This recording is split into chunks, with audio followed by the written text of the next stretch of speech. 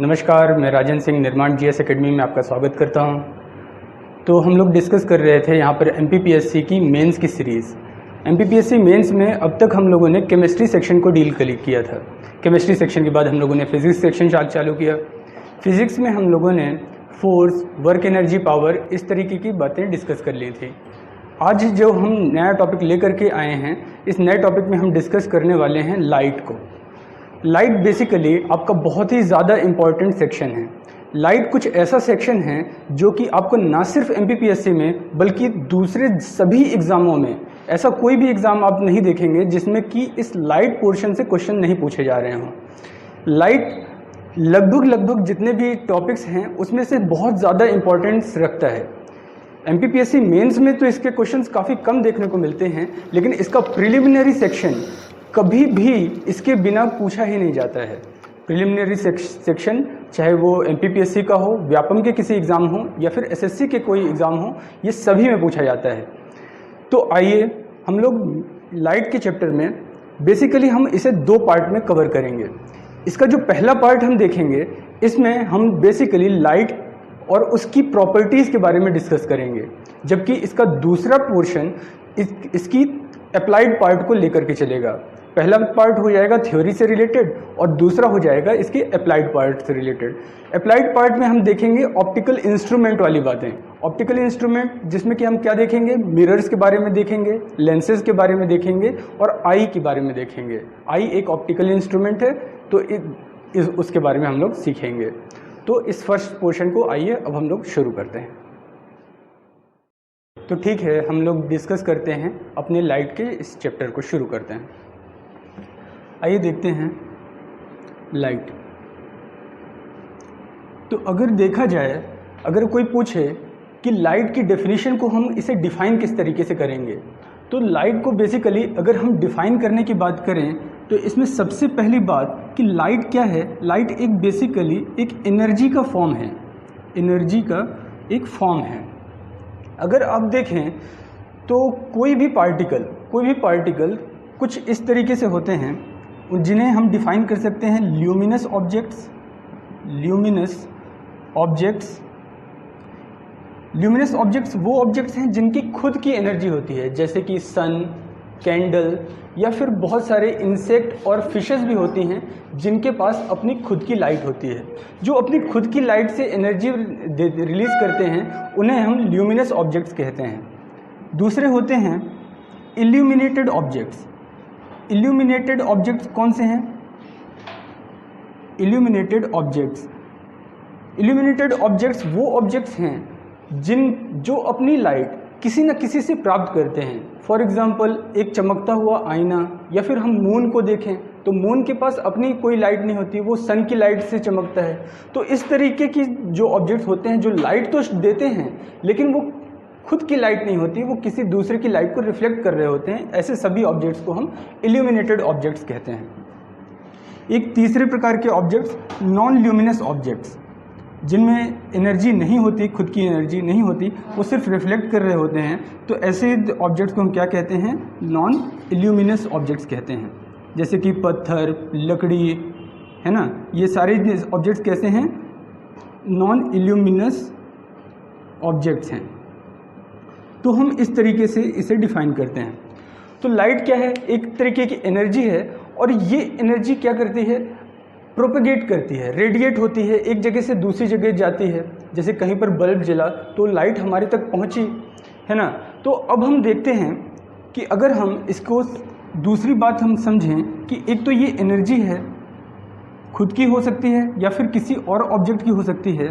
Primarily ये originate कैसे होती है, ये उत्पन्न कैसे होती है, तो हम देखेंगे कि कोई भी एटम है तो उसमें पॉजिट्रॉन होते हैं, न्यूट्रॉन होते हैं, एक न्यूक्लियस होता है अपना, और साथ ही साथ उसके चारों ओर इलेक्ट्रॉन्स होते हैं।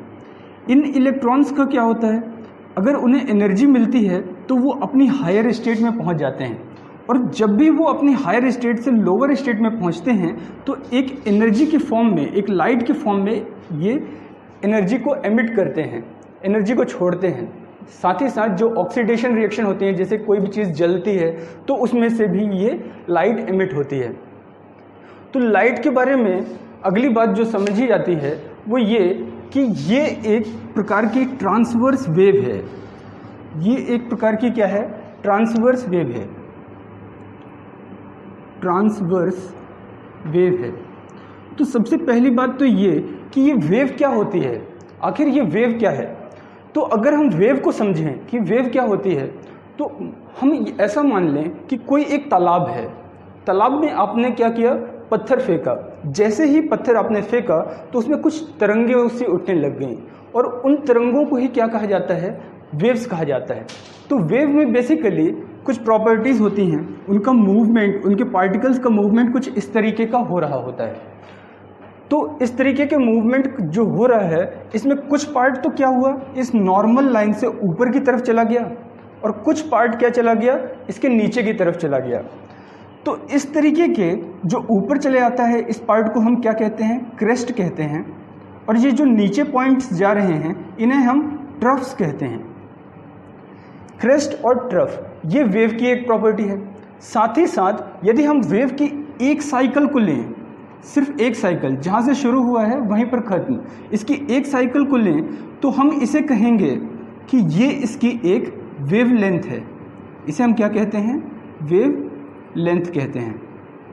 इसकी एक साइकिल, एक बार जब वेव अपने आप में प्रोपेगेट करती है तो हम उसे क्या कहते हैं? वेव लेंथ कहते हैं। साथ ही साथ ये वेव लेंथ एक बार में, एक मिनट में, एक यूनिट टाइम में कितनी बार प्रोपेगेट होती है, इस चीज़ को, जितनी बार वो प्रोपेगेट होती है उस चीज़ को हम क्या कहते हैं? इसकी फ्रीक्वेंसी कहते हैं। फ्रीक्वेंसी कहते हैं।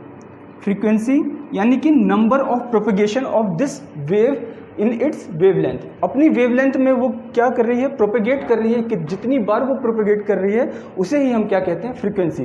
तो ये बात हमने किसके बारे में जानी? एक बात हमने जानी वेव के बारे में। वेव भी दो प्रकार की होती हैं। एक तो होती है जो हमने ट्रांसवर्स वेव लाइट के बारे में, और दूसरी होती है लॉन्गिट्यूडनल वेव्स। जैसे जो हमने तालाब में नहर, मतलब जो लहरें उठती हुई देखी, ये एक प्रकार की लॉन्गिट्यूडनल वेव्स थी। साउंड भी एक प्रकार की एनर्जी है जो कि वेव्स जनरेट करती है। एक जगह से दूसरी जगह साउंड जो पहुंचता है वो भी लॉन्गिट्यूडनल वेव्स के फॉर्म में पहुंचता है। लॉन्गिट्यूडनल वेव्स और ट्रांसवर्स वेव में फिर अंतर क्या हुआ? दरअसल लॉन्गिट्यूडनल वेव्स में जो हम देख रहे थे उसमें प्रोपेगेशन सिर्फ एक ही साइड होता है, एक ही साइड, ये इसका लॉन्गिट्यूडनल वेव का प्रोपेगेशन है। लेकिन ट्रांसवर्स वेव में इसका प्रोपेगेशन दो तरफा होता है, जैसे कि ये और इसी तरीके का प्रोपेगेशन इसके 90 डिग्रीज में, यानी कि यहाँ इसके 90 डिग्रीज में यदि प्रोपेगेशन होने लग जाए, इसको हम ड्रॉ करना चाहें तो हम इस तरीके से ड्रॉ करेंगे, इस तरीके से। यानी कि इसका जो प्रोपेगेशन हो रहा है वो कहाँ हो रहा है? एक तो ये है इस प्लेन में, और दूसरा इसके परपेंडिकुलर प्लेन में, इसके 90 डिग्रीज में। तो जो प्रोपेगेशन इस दो 90 डिग्रीज के प्लेन में हो रहा होता है, तो इस तरीके के प्रोपेगेशन को हम क्या कहते हैं? ट्रांसवर्स वेव कहते हैं। लॉन्गिट्यूडनल वेव और ट्रांसवर्स वेव। तो इस लाइट भी क्या है? लाइट भी एक तरीके की ट्रांसवर्स वेव्स है। लाइट बेसिकली इन ट्रांसवर्स वेव में अगर हम देखें तो कुछ हम कहलाती हैं electromagnetic waves. Electromagnetic waves,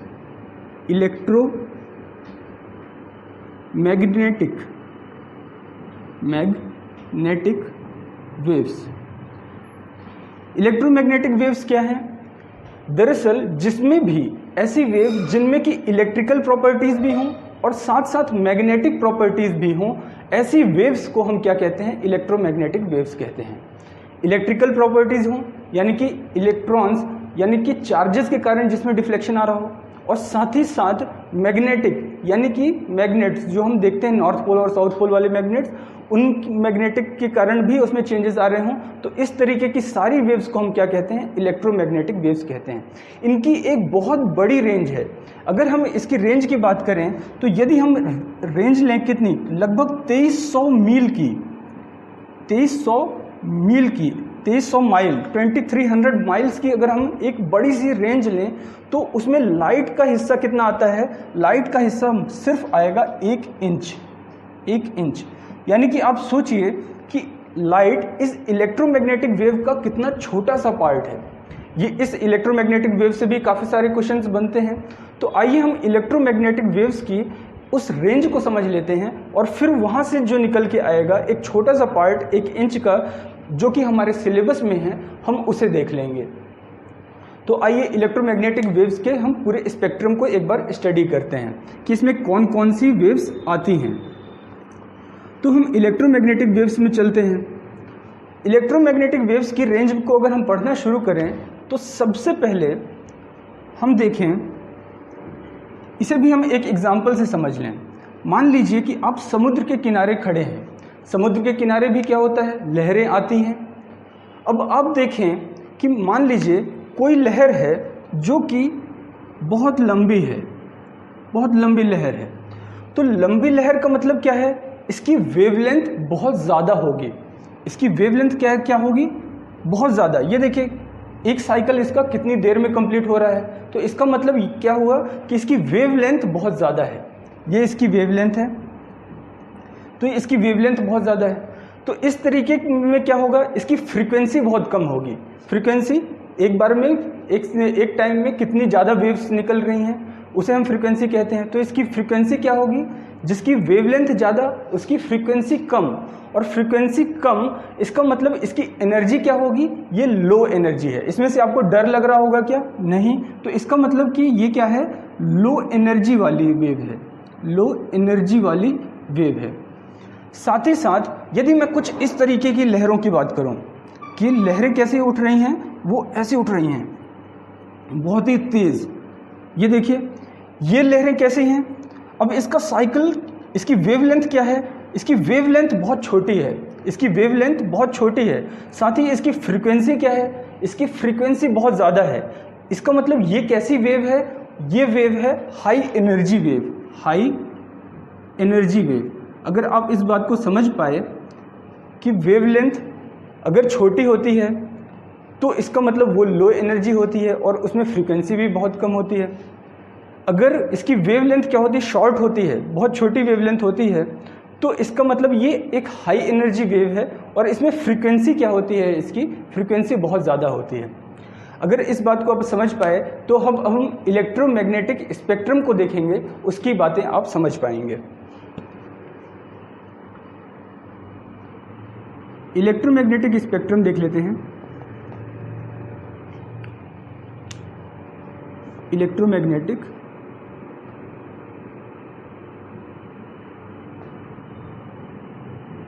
spectrum,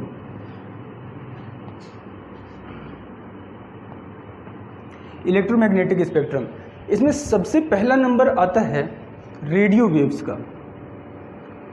radio waves, radio waves इन्हें तो आप जानते ही होंगे। हमारे जो टेलीविज़न में और जो रेडियो से नाम ही पड़ा है, जो रेडियो हम विविध भारती वगैरह सुनते हैं, ये सारी वेव्स क्या किसके अंदर आती हैं, इन रेडियो वेव्स के अंदर ही आती हैं। टेलीविज़न वगैरह भी चलता है, ये इनकी वेवलेंथ क्या होती है, बहुत ज़्यादा वेवलेंथ होती है। इनकी वेवलेंथ करीब करीब 10,000 किलोमीटर भी होती है, 10,000 किलोमीटर्स। अगर 10,000 किलोमीटर इसकी वेवलेंथ होगी तो इसकी फ्रीक्वेंसी क्या होगी, फ्रीक्वेंसी इसकी बहुत कम होती है। साथ ही साथ इसके बारे में और भी जो क्वेश्चन पूछे जाते हैं कि अगर वेवलेंथ ज़्यादा है, इसकी फ्रीक्वेंसी बहुत कम है, इसकी डिस्कवरी किसने की है, डिस्कवरी, तो इसकी डिस्कवरी की थी मार्कोनी नाम के साइंटिस्ट ने, मार्कोनी, ठीक है, मार्कोनी। अब क्या होता है कि जितनी भी वेव्स होती हैं उनकी जो कांस्टेंट वैल्यू है, उनकी जो स्पीड है वो हमेशा और हमेशा सेम होती है। वो किसके बराबर होती है, वो होती है स्पीड ऑफ लाइट के बराबर। c = 3 × 10⁸ मीटर पर सेकेंड। c = 3 × 10⁸ मीटर पर सेकेंड। जिसकी वेवलेंथ ज़्यादा उसकी फ्रीक्वेंसी कम। अगर इसकी वेवलेंथ, तो इसका मतलब c किसके बराबर होता है, ये लैम्डा न्यू के बराबर होता है।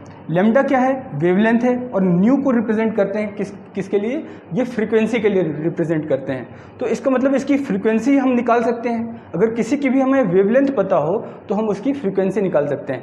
तो इसकी फ्रीक्वेंसी कितनी हो रही होगी, तो इसकी फ्रीक्वेंसी हो रही होगी 3 × 10⁸ और किलोमीटर्स में है तो ये कितना हो गया 10⁴ और 4 के बाद फिर ये किलोमीटर, तो ये 4 और 3 7, तो 10⁻⁷। तो इसका मतलब अगर हम इसे डिवाइड करें तो ये करीब और करीब 30 हर्ट्ज़ के बराबर है, 30 हर्ट्ज़ के बराबर है। तो इस तरीके से हमने क्या निकाल लिया, ये जो वेव थी उसकी हमें फ्रीक्वेंसी, उसकी हमें वेवलेंथ पता थी तो हमने उसकी फ्रीक्वेंसी निकाल ली। यही काम आप सभी के साथ कर सकते हैं। तो सबसे पहली वेव को हमने जाना, पहली वेव कौन थी, रेडियो वेव्स थी। और ये रेडियो वेव्स क्या कर रही थी, इनकी वेवलेंथ बहुत ज़्यादा थी। सबसे ज़्यादा वेवलेंथ जो होती है इस इलेक्ट्रोमैग्नेटिक स्पेक्ट्रम में वो किसकी होती है, वो होती है रेडियो वेव्स की। ये भी एक क्वेश्चन बन सकता है। इससे एक क्वेश्चन और बनता है, जो हमारी अर्थ है, अर्थ बेसिकली कुछ लेयर्स से क्या हुई है, घिरी हुई है, एटमॉस्फेरिक लेयर्स से घिरी हुई है। कौन कौन सी लेयर्स, जैसे कि ट्रोपोस्फियर, स्ट्रेटोस्फियर, मीजोस्फियर, आयनोस्फियर, है ना, इस तरीके की लेयर्स हैं, एटमॉस्फेरिक लेयर्स हैं। ट्रोपोस्फियर, स्ट्रेटोस्फियर में ओजोन लेयर होती है, मीजोस्फियर, आयनोस्फियर। तो ये जो रेडियो वेव्स होती हैं ये बेसिकली आयनोस्फीयर तक जाती हैं और लौट कर यहाँ से रिफ्लेक्ट होकर के वापस आ जाती हैं। और इसी रिफ्लेक्शन के कारण ही क्या होती है, लॉन्ग डिस्टेंस कम्युनिकेशन, लंबी दूरी तक का संचार संभव हो पाता है। लॉन्ग डिस्टेंस कम्युनिकेशन के लिए ये रेडियो वेव्स रिस्पॉन्सिबल होती हैं। तो ठीक है, हमने जान लिया किसके बारे में, रेडियो वेव्स के बारे में। आइए हम कुछ और इलेक्ट्रोमैग्नेटिक वेव्स के बारे में और जानते हैं। इनसे छोटी वेव्स होती हैं रेडियो वेव्स के बाद। सेकेंड नंबर आता है माइक्रोवेव्स का। माइक्रोवेव्स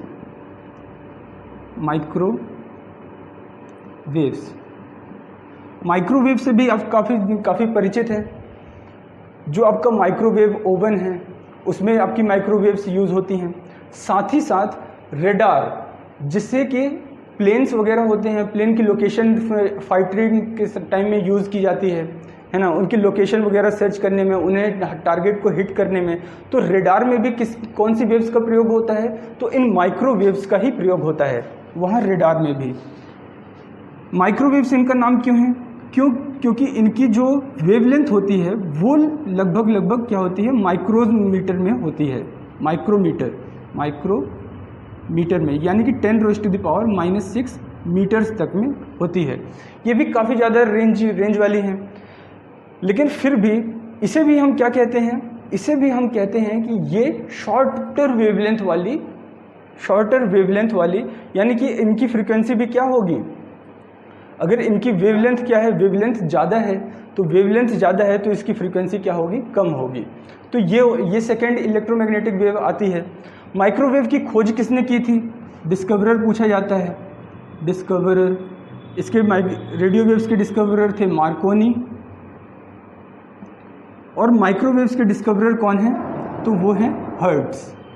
इन्हीं के नाम पर ये जो फ्रीक्वेंसी की यूनिट पड़ी हुई है हर्ट्ज़, वो इन्हीं के नाम पर पड़ी हुई है। तो ये हो गई क्या, माइक्रोवेव्स। अगली हम डिस्कस करते हैं। तो इसके बाद आती हैं infrared rays. Infrared waves. Infrared waves क्या होती हैं, इंफ्रारेड वेव्स की कुछ और भी थोड़ी कम क्या हो जाती है इनसे।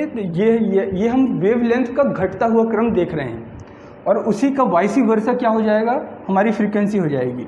ये वेवलेंथ का घटता हुआ क्रम देख रहे हैं। सबसे ज़्यादा वेवलेंथ किसकी थी, रेडियो वेव की। उससे कम किसकी हुई, माइक्रोवेव की। और उससे भी कम होती है किसकी, इंफ्रारेड वेव्स की। इंफ्रारेड वेव्स की खोज किसने की थी, तो इनका नाम है विलियम हर्शल या फिर रशल। विलियम हर्शल या विलियम रशल इनका नाम है। इन्होंने खोज की थी। साथ ही साथ इंफ्रारेड का यूज़ कहाँ पर होता है, इंफ्रारेड का यूज़ कहाँ पर होता है? तो इंफ्रारेड का यूज़ हम देखेंगे तो कोई भी चीज़ जब हीट एमिट कर रही होती है तो हीट के साथ साथ वो इंफ्रारेड वेव्स ही एमिट कर रही होती है। आपने देखा होगा कि जो पशु पक्षी होते हैं, कुछ रेप्टिलियन पशु पक्षी होते हैं, रेप्टाइल्स वाले जो ज़मीन पर रेंगते वाले होते हैं, और कुछ पशु पक्षी क्या होते हैं, वो डायरेक्ट जो लाइट है, ये जो हमारी लाइट है, वो कलर ब्लाइंड होते हैं, वो देख नहीं पाते चीज़ों को, लेकिन उन्हें रात में काफ़ी अच्छा दिखाई देता है।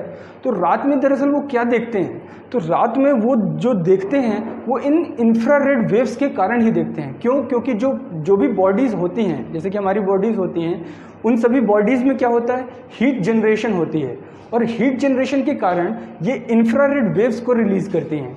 और जब ये इंफ्रारेड वेव्स को रिलीज़ करती हैं तो इन्हीं इंफ्रारेड वेव्स को उनकी आई साइट कैच करती है, और उसी आई साइट के कारण ये क्या होता है, वो अंधेरे में इंसान को देख पाते हैं। साथ ही साथ कभी भी जॉइंट पेन वगैरह में रिलीफ के लिए, कुछ टिश्यूज़ को रप्चर करने के लिए या फिर उन्हें ठीक करने के लिए भी इंफ्रारेड का यूज़ होता है। तो हमने देख लिया। इसी के बाद आती है ये तीनों वेव्स क्या हो गई, इनकी वेवलेंथ लाइट से, वाइट लाइट से, जिसके बारे में हमें पढ़ना है, वाइट लाइट से ज़्यादा होती है। ये एक बहुत ही शॉर्टर रेंज है, जैसा कि हमने पढ़ लिया वाइट लाइट की। तो वाइट लाइट के बारे में जान लेते हैं। और फिर वाइट लाइट से जो कम वेवलेंथ वाली हैं, ये वाइट लाइट से सभी ज़्यादा वेवलेंथ वाली थी। फिर उसके बाद हम जानेंगे कि वाइट लाइट से कम वेवलेंथ वालों की क्या रेंज है और वो किस किस तरीके की वेव्स हैं। तो पहले हम वाइट लाइट को जान लेते हैं।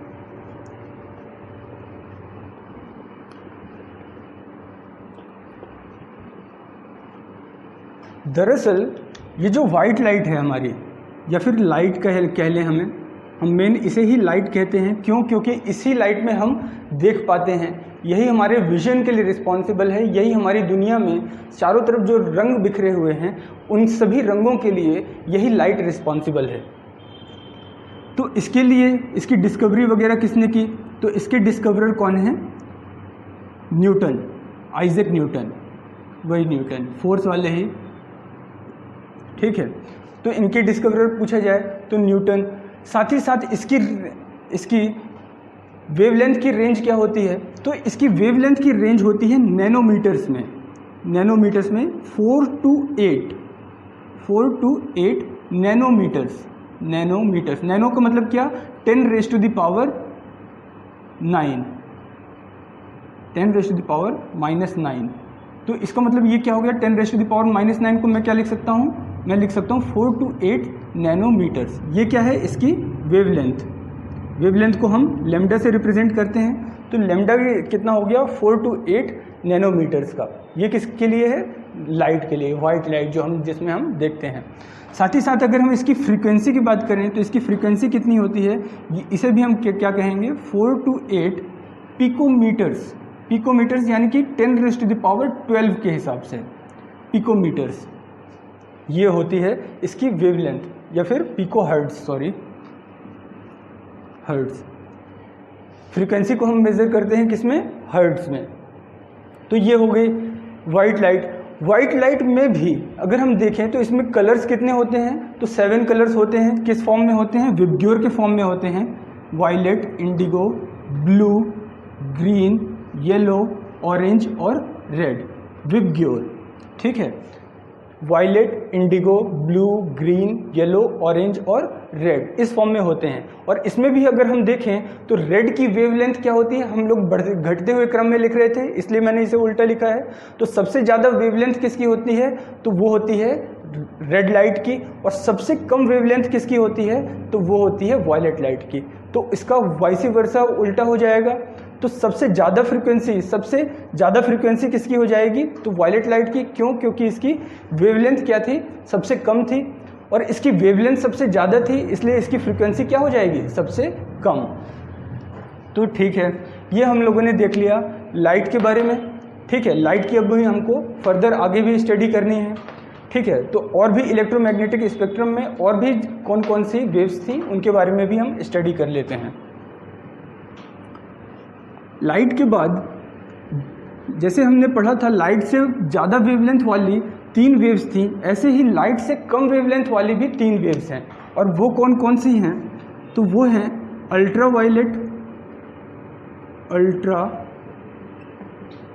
वायलेट वेव्स, एक्स रेज और गामा रेज। इनके बारे में भी हम थोड़ी थोड़ी बातें जान लेते हैं। जैसे कि एक्स रेज के डिस्कवरर तो आप जानते ही होंगे, W.K. रॉन्जन। गामा रेज के डिस्कवरर कौन थे? इनके बारे में भी आप जानते होंगे, हेनरी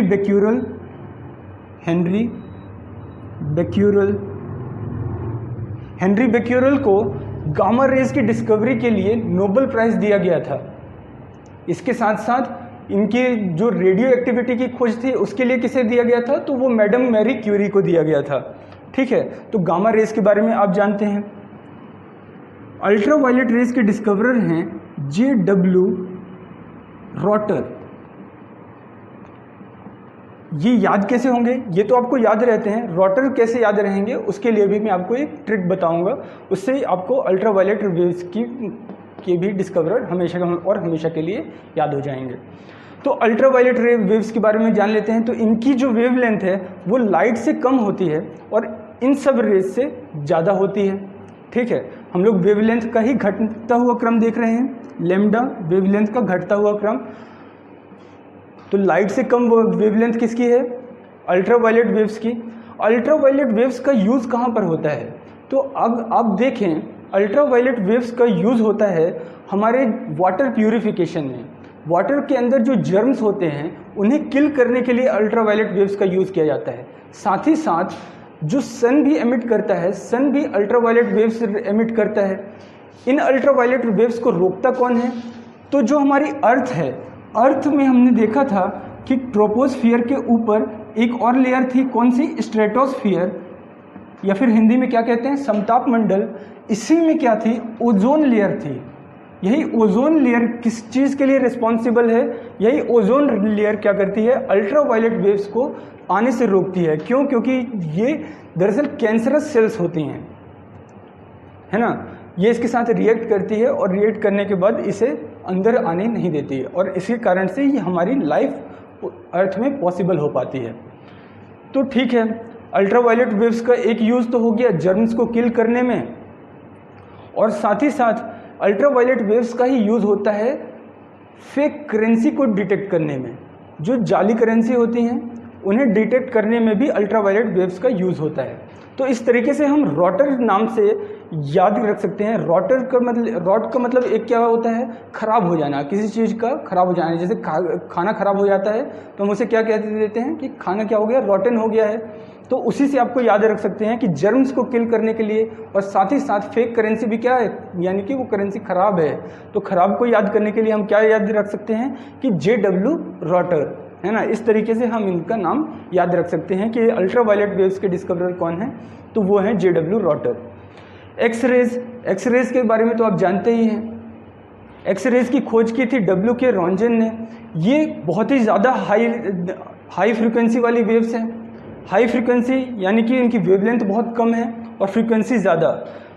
अभी तक क्या हो रही थी, कोई भी वेव हमारे बॉडी को से पेनिट्रेट नहीं कर पा रही थी, लेकिन एक्स रेज क्या करती हैं? बॉडीज़ को पेनिट्रेट कर जाती हैं, हमारे बॉडी को भेदती हुई बाहर निकल जाती हैं। और हमने देखा होगा कि जो हमारी बॉडीज़ में अगर फ्रैक्चर आ जाता है, बोन्स में यदि फ्रैक्चर आ जाता है, तो उन फ्रैक्चर को पता लगाने के लिए इन एक्स रेज का यूज़ किया जाता है। क्योंकि ये एक फोटोग्राफिक फिल्म में ये जो भी हमारी बॉडीज़ हैं तो इन बोन्स को पता लगा लेते हैं। ठीक है, तो एक्स रेज का यूज़ हो गया। इसके बाद आती हैं गामा रेज। गामा रेज के बारे में भी आप जानते हैं। गामा रेज दरअसल हाईली पेनिट्रेटिंग रेज हैं। ये इलेक्ट्रोमैग्नेटिक स्पेक्ट्रम में यदि सबसे ज़्यादा फ्रीक्वेंसी वाली कोई वेव्स हैं, यानी कि सबसे कम वेवलेंथ, हम लोग घटती हुई क्रम में वेवलेंथ को पढ़ रहे थे, तो सबसे ज़्यादा वेवलेंथ, बड़ी वेवलेंथ हमने किस में पढ़ी थी? रेडियो वेव्स में पढ़ी थी। और सबसे कम वेवलेंथ किसकी होती है? तो वो होती है गामा रेज की, यानी कि इसकी फ्रीक्वेंसी बहुत ज़्यादा होती है। और इसकी फ्रीक्वेंसी इतनी ज़्यादा होती है कि ये किसी भी बॉडी को पेनिट्रेट छिन्न भिन्न करने के लिए काफ़ी है। इसका ये कहाँ कहाँ पर इसका यूज़ होता है या ये कहाँ से एमिट होती है, तो आप देखेंगे कि जो हमारे एटॉमिक बम्स होते हैं वहाँ पर ये रिलीज़ होती है। साथ ही साथ रेडियो एक्टिविटीज़ वगैरह जो क्रिया होती है जिसमें कि न्यूक्लियस ब्रेक होता है, वहाँ पर भी ये गामा रेज निकलती हैं। और साथ ही साथ गामा रेज का यूज़ कहाँ होता है, तो जो साइंटिफिक रिसर्चेज होती हैं एस्ट्रोनॉमी से रिलेटेड और भी चीज़ों से रिलेटेड, तो वहाँ पर भी इन गामा रेज का यूज़ होता है। तो इस तरीके से ये हमने बात पढ़ ली किसमें, इलेक्ट्रोमैग्नेटिक स्पेक्ट्रम के बारे में। आइए अब हम थोड़ा सा आ जाते हैं अपने उस स्पेसिफिक टॉपिक पे जहाँ पर हम देख रहे थे लाइट।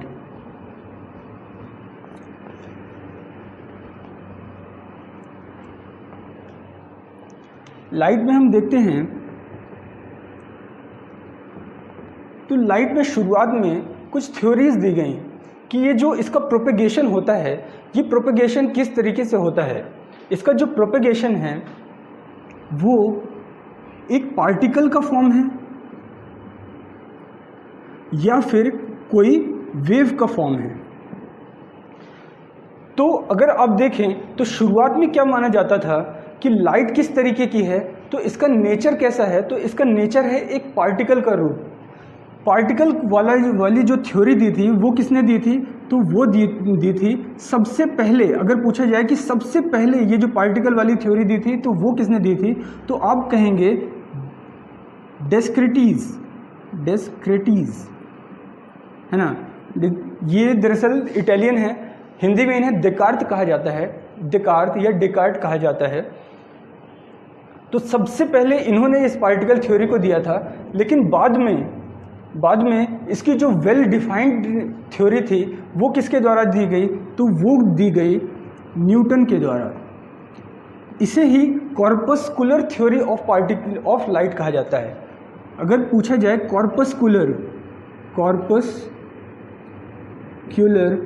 थ्योरी ऑफ लाइट, ठीक है, कॉर्पस्कुलर थ्योरी ऑफ लाइट कभी पूछा जाए या फिर पार्टिकल नेचर ऑफ लाइट पूछा जाए, तो ज़्यादातर क्या ऑप्शन में डेकार्ट का नाम नहीं मिलता है, वो न्यूटन का ही नाम मिलता है। तो आप न्यूटन वाले ऑप्शन को टिक कर देंगे। तो कॉर्पस्कुलर थ्योरी ऑफ लाइट किसके द्वारा दी गई है, वो दी गई है न्यूटन के द्वारा। फिर उसके बाद लाइट, कुछ लोगों ने कहा कि ये लाइट कैसी है, पार्टिकल के रूप में है। कुछ लोगों ने कहा कि ये लाइट कैसी है, तो ये वेव नेचर की है। वेव नेचर किसने बताया, तो एक साइंटिस्ट हैं क्रिश्चियन ह्यूजेंस। ये जो साइंटिस्ट थे, इन्होंने कुछ थ्योरीज के हिसाब से लाइट का क्या बताया, वेव नेचर बताया। उन्होंने कहा कि ये लाइट कैसी है, ये तरंग वाला जो नेचर है, ये किसने बताया, ये क्रिश्चियन ह्यूजेंस ने बताया। तो ये भी एक तरीके का क्वेश्चन है, ये भी आपको एग्जाम में पूछा जा सकता है। फिर एक जो सबसे एडवांस थ्योरी है वो कौन सी है, तो वो ड्यूअल नेचर ऑफ लाइट है। वो क्या कहती है कि लाइट के लगभग दो नेचर होते हैं, ड्यूअल नेचर ऑफ लाइट के दो नेचर हैं, ठीक है, पार्टिकल नेचर भी और वेव नेचर भी। और साथ ही साथ इस ड्यूअल नेचर को बताने में काफ़ी सारे लोगों ने सहयोग किया। एक थे अर्नेस्ट, दूसरे थे प्लांक, और साथ ही साथ जो सबसे ज़्यादा कारगर काम किया वो किया इसमें एल्बर्ट आइंस्टीन ने फोटोग्राफिक इफेक्ट, इसी का जो फोटोग्राफिक इफेक्ट था उसी के कारण उन्हें क्या मिला, नोबेल प्राइज़ मिला। किसने काम किया, एल्बर्ट आइंस्टीन। काफ़ी लोगों का नाम है इसमें अगर पूछा जाएगा इसमें ड्यूअल नेचर वाले में, तो इसमें Thomas Planck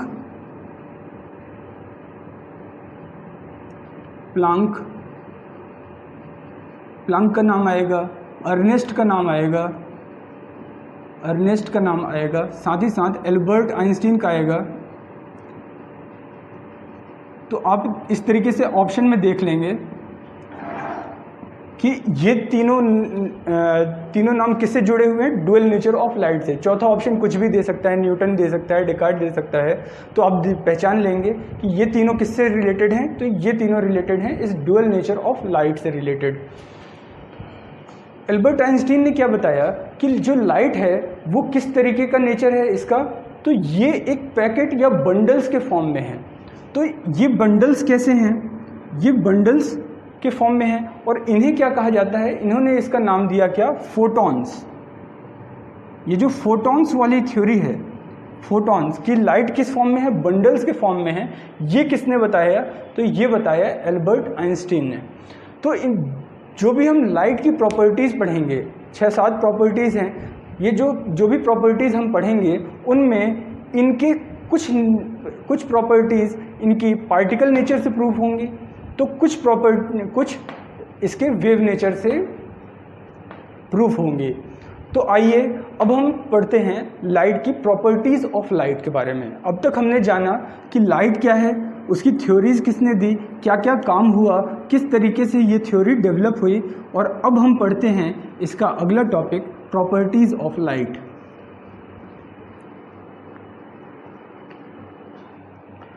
properties of light. Properties of light देखते हैं। तो प्रॉपर्टीज़ ऑफ लाइट में पहली जो प्रॉपर्टी है वो है क्या है, रेक्टिलिनियर मोशन।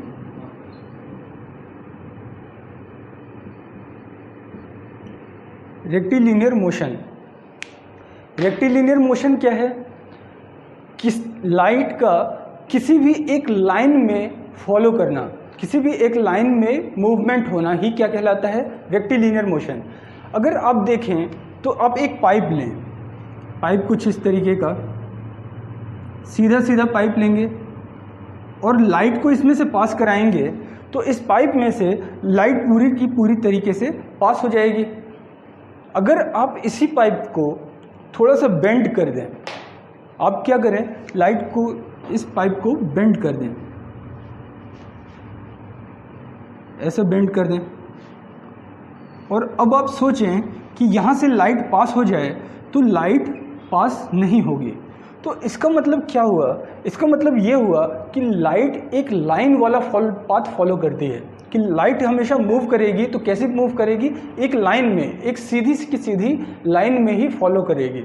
अगर बेंड होगा, अगर बॉडी बेंड होगी तो लाइट वहाँ पर ट्रेवल नहीं करेगी। इस तरीके की मोशन को क्या कहते हैं, रेक्टिलिनियर मोशन। तो रेक्टिलिनियर मोशन को कौन फॉलो करता है, तो ये लाइट की पहली प्रॉपर्टी है। दूसरी प्रॉपर्टी देखते हैं।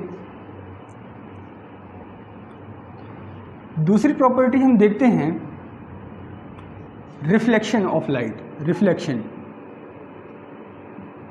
रिफ्लेक्शन जिसे कि हिंदी में क्या कहते हैं, परावर्तन भी कहते हैं, जिसे हिंदी में परावर्तन कहते हैं, रिफ्लेक्शन ऑफ लाइट। अगर कभी भी लाइट किसी एक मीडियम से टकराकर अपनी उसी डायरेक्शन में वापस लौट जाती है, किसी भी मीडियम से, किसी भी प्लेन सरफेस से टकराकर अपने ही मीडियम में वापस लौट जाती है, तो इस तरीके की लाइट की प्रॉपर्टी को हम क्या कहते हैं, रिफ्लेक्शन ऑफ लाइट। लाइट का परावर्तन होना, अपनी ही मीडियम में वापस लौट जाना। लाइट जब भी रिफ्लेक्शन ऑफ लाइट, रिफ्लेक्शन वाली प्रॉपर्टी शो करती है, तो ये कुछ रूल्स को फॉलो करती है। आइए उन रूल्स के बारे में जान लेते हैं। तो रिफ्लेक्शन के कुछ गिने चुने रूल्स हैं। वो है पहला कि ये जो लाइट है, अगर हम यहाँ पर एक नॉर्मल खींच दें, जहाँ पर ये लाइट टकराई है उसी पॉइंट पर हम क्या करें, एक 90 डिग्री का कोण खींच दें, नॉर्मल खींचें, तो और यहाँ पर इसे हम क्या कहें, इंसिडेंट रे या फिर इंसिडेंट एंगल। एक कोण जो कि इंसिडेंट, जो कि लाइट आने वाला कोण है, और साथ ही साथ ये दूसरा हम खींचें क्या, ये रिफ्लेक्टेड एंगल आर। तो यहाँ पर हमेशा आई इक्वल्स टू आर होगा, angle I equals to angle R होगा, यानी कि angle of reflection is always equals to angle of reflection. Angle of incidence is always equals to angle of reflection. तो ये क्या कहलाएगी प्रॉपर्टी ऑफ लाइट कि angle of incidence हमेशा और हमेशा किसके बराबर होता है, तो रिफ्लेक्टेड एंगल के बराबर होता है। ठीक है, और साथ ही साथ ये जो इंसिडेंट रे है, रिफ्लेक्टेड रे है और ये नॉर्मल हैं, ये सभी चीज़ें एक ही प्लेन पर लाई करते हैं। एक ही प्लेन पर लाई करने का मतलब क्या, अगर मान लीजिए इंसिडेंट रे यहाँ से आती है और आने के बाद यहाँ पर टकराती है, क्या वो ऐसे नहीं निकल सकती थी, बोर्ड के बाहर निकल जाती इस तरीके से या फिर कोई और एंगल, तो इस तरीके का काम नहीं होगा। जिस प्लेन पर ये लाइट थी, जैसे कि ये एक प्लेन है, इस प्लेन पर ही इंसिडेंट एंगल है, तो इसी प्लेन पर ही रिफ्लेक्टेड एंगल भी होगा। तो ये दो प्रॉपर्टीज़ रिफ्लेक्शन से रिलेटेड हैं। हम जितनी भी चीज़ों को अब अपनी इस दुनिया में देख पाते हैं वो इसी प्रॉपर्टी के कारण देख पाते हैं, रिफ्लेक्शन के कारण। जब भी कोई बॉडी पर लाइट पड़ती है, जैसे कि अंधेरे में हमें कोई भी चीज़ दिखाई नहीं देती है, जब भी हम रोशनी करते हैं तो वहाँ पर क्या होता है कि लाइट किसी भी पार्ट पर टकरा रही होती है और उस पर टकराने के बाद फिर वो हमारी आँख में पड़ती है, तो हमारी आँख क्या करती है, उस लाइट को सेंस करती है और उस लाइट को सेंस करने के कारण ही हम उस चीज़ को देख पाते हैं। तो ये रिफ्लेक्शन ही क्या है, हमारे देखने के लिए, हमारे विजन के लिए रिस्पॉन्सिबल है। आइए हम लोग थर्ड प्रॉपर्टी की तरफ चलते हैं। थर्ड प्रॉपर्टी का नाम है रिफ्रैक्शन, या फिर हिंदी में इसे कहते हैं अपवर्तन। अपवर्तन, रिफ्रैक्शन,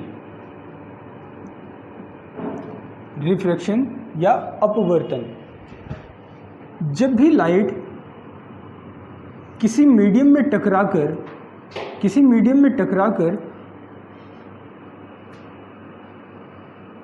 उसे क्रॉस कर जाए, उस मीडियम में टकराकर अभी क्या थी, उसी मीडियम में वापस लौट जा रही थी, तो हमने उसे क्या कहा, परावर्तन कहा, रिफ्लेक्शन कहा। अब मीडियम को क्रॉस कर जाए और अपनी जगह से डिफ्लेक्ट भी कर जाए। जैसे कि लाइट अगर ऐसे टकराई तो उसका जाने का रास्ता क्या था, उसका जाने का रास्ता ये था। अब ये इस तरीके से ना जाकर ये थोड़ा सा अंदर की तरफ चली गई, अपनी जगह से बेंड हो गई। तो इस तरीके की प्रॉपर्टी को हम क्या कहते हैं, इस तरीके की प्रॉपर्टी को हम कहते हैं रिफ्रैक्शन, यानी कि परावर्तन, अपवर्तन सॉरी। ये नॉर्मल, जिस पॉइंट पर लाइट टकराई उस पॉइंट को हमने क्या कहा, उस पॉइंट को हमने ये क्या कहा, angle of incidence. Angle of incidence, अगर कोई भी मीडियम, अब यहाँ पर दो मीडियम है, मान लीजिए ये मीडियम कैसा है, एयर है, और ये मीडियम क्या है, ग्लास है। तो ग्लास की डेंसिटी एयर से ज़्यादा होती है, तो हम ग्लास को क्या कहेंगे, ग्लास को हम डेंसर मीडियम कहेंगे, एयर को हम क्या कहेंगे, रेयरर मीडियम कहेंगे। लाइट कैसे, और रेयर, एयर से ज़्यादा रेयरर क्या हो सकता है, वैक्यूम हो सकता है, वैक्यूम। फिर एयर से ज़्यादा क्या हो सकता है, डेंसर मीडियम कौन सा हो सकता है, वाटर। वाटर से भी ज़्यादा डेंसर कौन सा होता है, ग्लास। इस तरीके की हम बातें करते हैं। तो जब भी लाइट अपने रेयरर मीडियम से डेंसर मीडियम की तरफ जाती है, रेयरर मीडियम से डेंसर मीडियम की तरफ जाती है, तो वो हमेशा बेंड टूवर्ड्स द नॉर्मल, यानी कि जो 90 डिग्री वाली जो लाइन थी, इस 90 डिग्री की लाइन की तरफ मुड़ जाती है, बेंड टूवर्ड्स नॉर्मल, अपने नॉर्मल की तरफ बेंड हो जाती है। यानी कि इसका इंसिडेंट एंगल रिफ्लेक्टेड एंगल से ज़्यादा होगा जब ये क्या कर रही है, रेयरर मीडियम से डेंसर मीडियम की तरफ जा रही है। तो आइए इस बात को हम जान लेते हैं।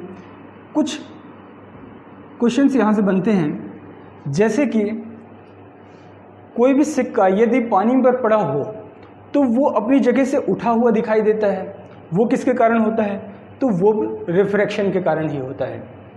साथ ही साथ यदि हम पानी पे कोई रॉड डालते हैं तो वो हमें टेढ़ी क्यों दिखाई देती है, वो भी किसके कारण दिखाई देती है, इसी रिफ्रैक्शन के कारण।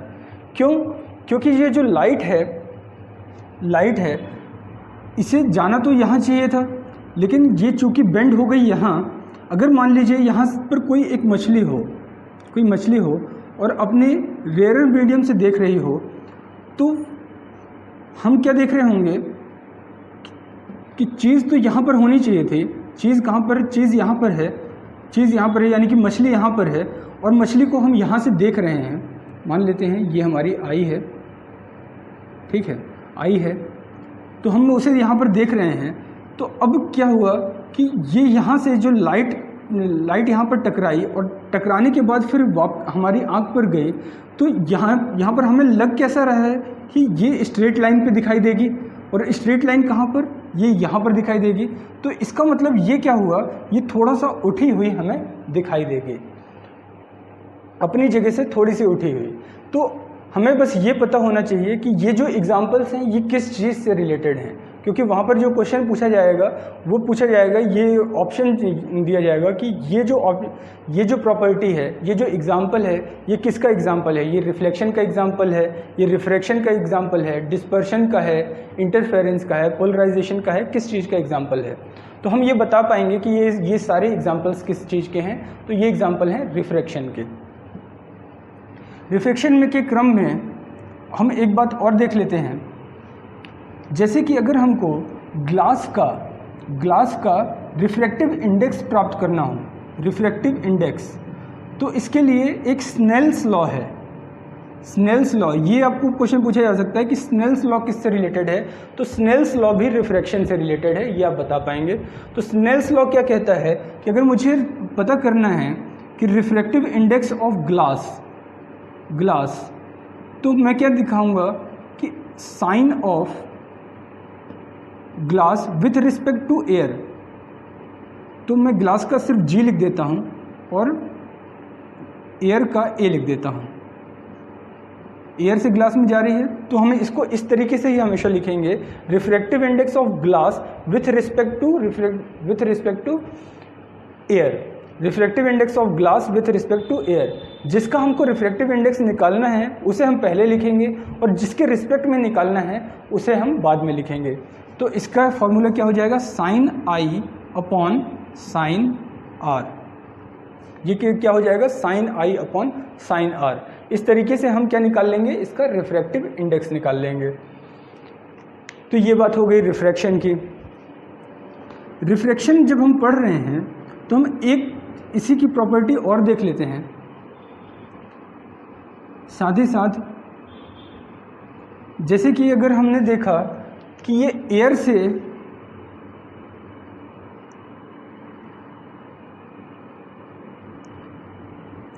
से ग्लास में जा रही थी तो ये टूवर्ड्स नॉर्मल बेंड हो रही थी। साथ ही साथ अगर ये ग्लास से एयर की तरफ जाएगी, यानी कि डेंसर मीडियम से रेयरर मीडियम की तरफ जाएगी, तो ये क्या होगी, डेंसर मीडियम से रेयरर मीडियम की तरफ जाएगी। तो ये जाना तो इसे ऐसे चाहिए था, लेकिन ये क्या करेगी, हमेशा bend away from the normal करेगी। जब भी रे रेयरर मीडियम से डेंसर मीडियम की तरफ जाएगी तो टुवर्ड्स द नॉर्मल जाएगी, और जब भी डेंसर मीडियम से रेयरर मीडियम की तरफ जाएगी तो ये कैसे जाएगी, अवे फ्रॉम द नॉर्मल से दूर जाने की प्रयास करेगी। तो ये अगर एंगल ऑफ इंसिडेंस है तो ये क्या कहलाएगा, एंगल ऑफ रिफ्रैक्शन। यहीं से एक बात और हम सीख लेते हैं और वो है total internal reflection. Total internal reflection, जिसे हम क्या कहते हैं, पूर्ण आंतरिक परावर्तन भी कहते हैं, पूर्ण आंतरिक परावर्तन भी कहते हैं। अगर हम देखें तो यहीं इसी बात से टोटल इंटरनल रिफ्लेक्शन का एग्जांपल हमें कहाँ देखने को मिलता है। हमें एक तो डायमंड में इसे ये देखने को मिलता है। डायमंड किस कारण से चमकता है, तो वो इस टोटल इंटरनल रिफ्लेक्शन के कारण चमकता है। साथ ही साथ जो हमारी ऑप्टिकल फाइबर और ऑप्टिकल फाइबर कम्युनिकेशन होता है वो भी किसके कारण होता है, तो वो भी इस टोटल इंटरनल रिफ्लेक्शन के कारण ही होता है। तो आइए टोटल इंटरनल रिफ्लेक्शन को हम थोड़ा सा जान लेते हैं। टोटल इंटरनल रिफ्लेक्शन में क्या होता है, टोटल इंटरनल रिफ्लेक्शन में यदि हम इस एंगल ऑफ इंसिडेंस को थोड़ा और बढ़ाएं, अभी ये क्या हो रहा है कि ये अवे फ्रॉम द नॉर्मल जा रहा है। अगर हम एंगल ऑफ इंसिडेंस को थोड़ा सा और बढ़ाएं तो एक ऐसा क्रम आ जाएगा कि ये रिफ्रैक्टिव एंगल ये 90 डिग्रीज़ के बराबर हो जाएगा, ये 90 डिग्रीज़ के बराबर हो जाएगा। क्यों? क्योंकि इसे हम बढ़ाते जा रहे हैं और ये दूर दूर होता चला जा रहा है। तो दूर होने के बाद एक कंडीशन ऐसी आ जाएगी कि इसका एंगल ऑफ इंसिडेंस इतना बढ़ जाएगा कि एंगल ऑफ रिफ्रैक्शन कितना हो जाएगा, वो 90 डिग्रीज़ के बराबर हो जाएगा। और जब ये 90 डिग्रीज़ के बराबर हो जाएगा तो इस एंगल ऑफ इंसिडेंस को हम क्या कहते हैं? इसी एंगल को हम क्रिटिकल एंगल कहते हैं। क्रिटिकल एंगल, इस क्रिटिकल एंगल से जब भी एंगल ऑफ इंसिडेंस ज़्यादा होगा, जब भी हम इस क्रिटिकल एंगल से एंगल ऑफ इंसिडेंस ज़्यादा होगा, तो ये लाइट दूसरे मीडियम में ना जाकर अपने ही मीडियम में वापस लौट आएगी, कुछ इस तरीके से। यदि एक ग्लास है, ये नॉर्मल है इसका, और हमने एंगल को बढ़ाकर क्या कर दिया है, इसके क्रिटिकल एंगल से ज़्यादा कर दिया है। क्रिटिकल एंगल से ज़्यादा होने पर क्या होगा, ये दोबारा से अपने ही मीडियम में वापस लौट आई ग्लास। ठीक है, तो ये रिफ्लेक्शन नहीं था, एक मीडियम से दूसरे मीडियम में जाना चाहिए था, लेकिन इसकी प्रॉपर्टी कुछ ऐसी हुई कि ये क्रिटिकल एंगल से ज़्यादा जैसे ही हुआ तो ये अपने मीडियम में वापस लौटने लग गई लाइट। जैसे ही ये अपने मीडियम में वापस लौटने लग गई तो इस तरीके के प्रॉपर्टी को हमने क्या कहा, टोटल इंटरनल रिफ्लेक्शन। और इस तरीके से ये लाइट हमेशा और हमेशा अंदर ही रही आती है, I = R। ठीक है, तो इसका यूज़ कहाँ पर होता है? इसका यूज़ एक तो डायमंड में हमने देखा कि डायमंड का क्रिटिकल एंगल बहुत ज़्यादा होता है, लगभग 24 डिग्रीज़ के आसपास में होता है।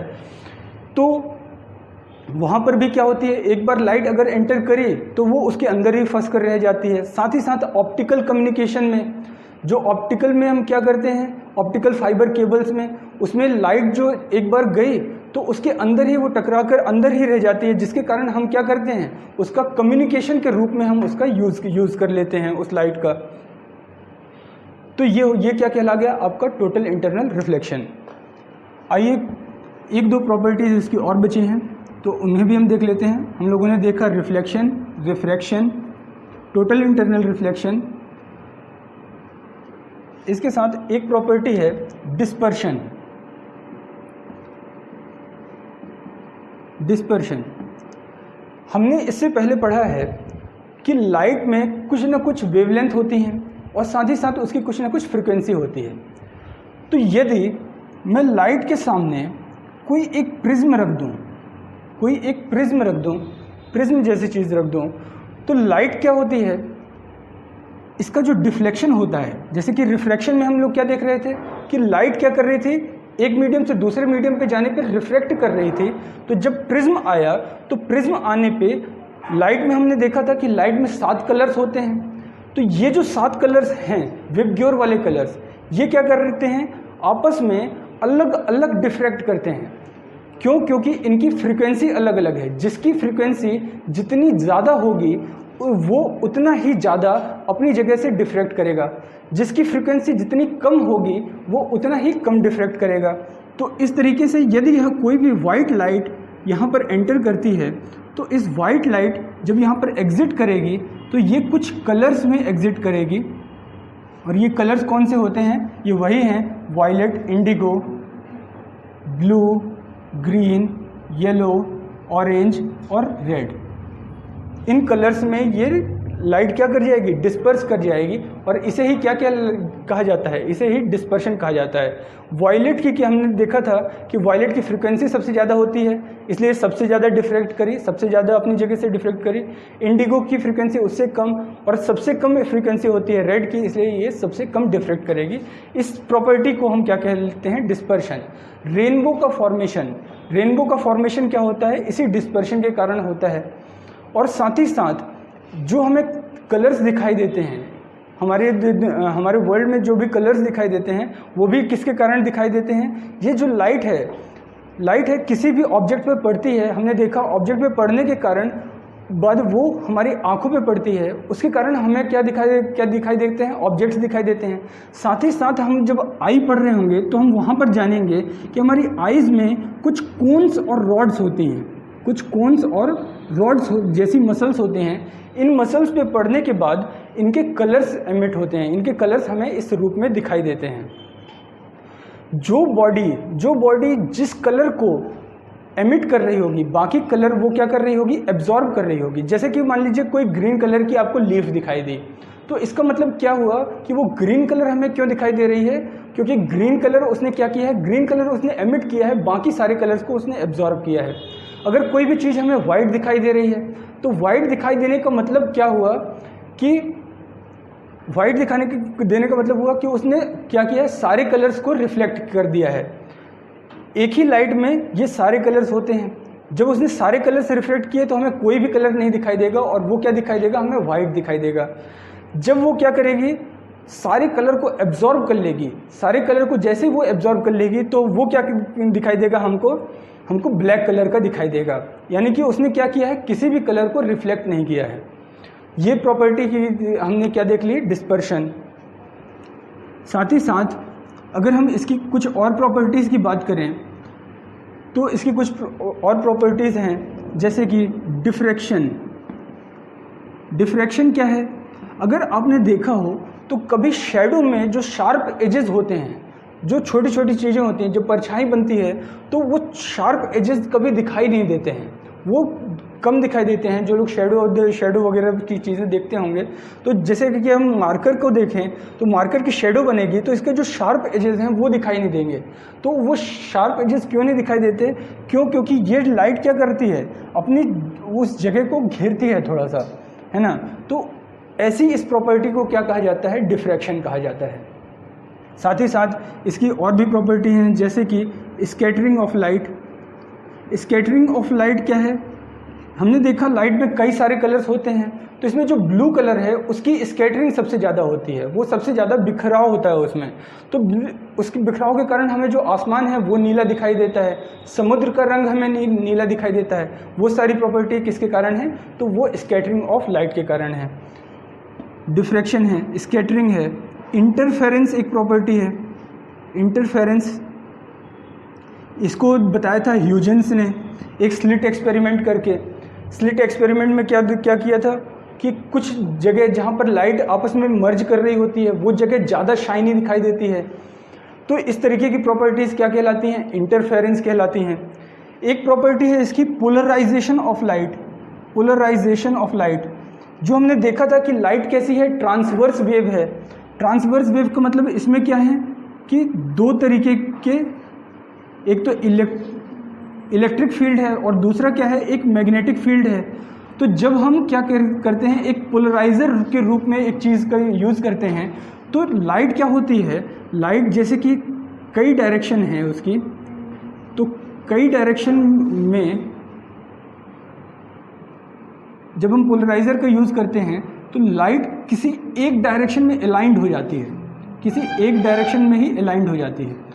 और इसे हम इस तरीके से जान पाते हैं कि अगर हमने एक दूसरा पोलराइज़र इसके सामने रख दिया, तो अगर हमने इसके पैरेलल इस पोलराइज़र को रखा है तो ये लाइट सीधी सीधी निकल जाएगी और हमें दिखाई दे रही होगी। लेकिन अगर हम इसका एंगल चेंज करते जाएं तो वो डिम होती चली जाएगी, और साथ ही साथ अगर हम इसके 90 डिग्रीज में दोनों पोलराइज़र को रख दें तो लाइट बिल्कुल भी दिखाई नहीं देगी। तो इसे ही क्या कहा जाता है, इसे पोलराइजेशन ऑफ लाइट कहा जाता है। तो देखिए, आज हम लोगों ने पढ़ा जाना लाइट के बारे में, और साथ ही साथ हमने जाना लाइट की प्रॉपर्टीज़ के बारे में। और इसका ये हमने जो लोग जो बात सीख रहे थे वो हम लाइट की फर्स्ट पार्ट को देख रहे थे, जिसमें कि हम लाइट और उसकी प्रॉपर्टीज़ के बारे में जानकारी हासिल कर रहे थे। अब जो सेकेंड पार्ट इसका होगा उसमें हम ऑप्टिकल इंस्ट्रूमेंट्स के बारे में जान रहे होंगे। ऑप्टिकल इंस्ट्रूमेंट जैसे कि मिरर्स, लेंसेज और साथ ही साथ आई के बारे में। तो ये था हमारा लाइट का पोर्शन, और इसे देखते रहिए, सब्सक्राइब करिए।